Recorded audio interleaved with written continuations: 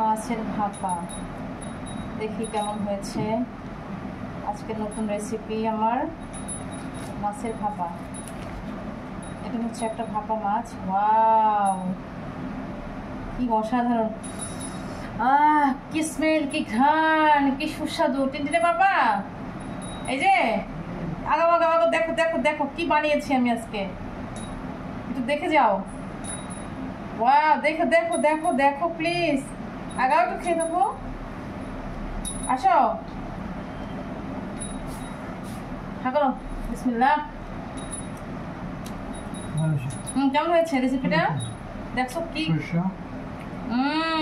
কি একটা মানে অন্যরকম রেসিপি, ডিফারেন্ট ডিফারেন্ট।